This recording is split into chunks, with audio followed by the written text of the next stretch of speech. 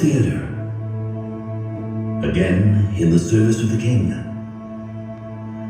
But this time I was called not to build, but to demolish. King Herod, I did such amazing projects for him. And this theater was my work as well. But it's doomed now. The king has decided to alter Herodium altogether and transform the whole mountain into his mausoleum. Can you hear them? Those are the workers about to begin the demolition. Oh, what a pity. So few people had time to admire the artwork that decorates these walls. I remember well the exact moment when Herod gave the order to create them. He returned from one of his journeys with news. In just a few months, Marcus Agrippa, the emperor's second in command, will come on a royal visit, and he will be hosted here too, in Herodium. The palace was in a state of frenzied anticipation. The king gave orders to prepare for the visit by meeting the standards that Agrippa was accustomed to in Rome.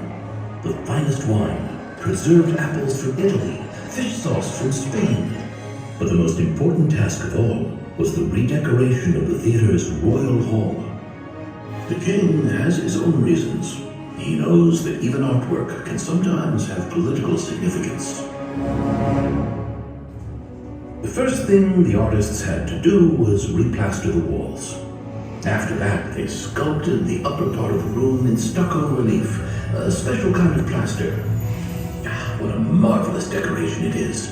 It gives the flat wall depth, like stone carvings. The artists divided the space of the walls with plaster columns, decorated with leaves and crowned by capitals. Between the columns, high up the walls, they designed windows with wooden blinds open to the view. Look carefully. They are not real windows, but paintings of windows hung on the walls. In all his building projects, Herod avoided images of animals or people in obedience to biblical prohibition. But here, in this room, Herod made an exception to that custom. He gave orders to paint views of Egypt and the Nile, selected especially for the guest. After all, the conquest of Egypt by the emperor's army under Agrippa's command symbolizes the unity of the empire. Look, goats on a rocky cliff with a cypress tree and a shrine. And here a crocodile slides into the Nile. And this picture, a bull under a big tree in a pasture. And in the background, a boat at sea. And the colors are so vibrant and natural. Paintings like this were rare, even in Rome. For my workers, finishing the work before the visit seemed an impossible task. But Herod never accepted impossible as an option.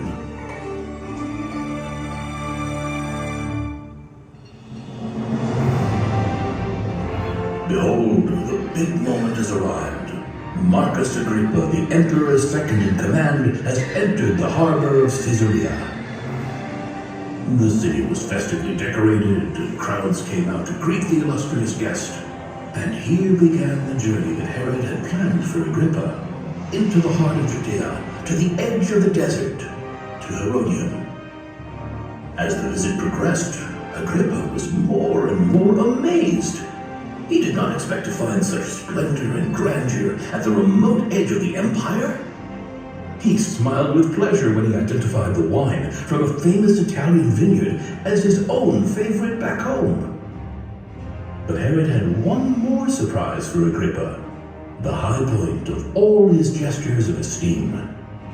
Herod led him to the second floor of the royal guest hall. Agrippa was deeply moved as he stood in front of a painting of a naval battle. He recognized it at once. The Battle of Actium, his greatest triumph, where he had defeated Mark Antony and Cleopatra, handing Egypt to the Emperor Augustus on a silver platter. The depiction was so vivid that Agrippa's memories came flooding back, and for a brief moment, he felt the painting was come to life.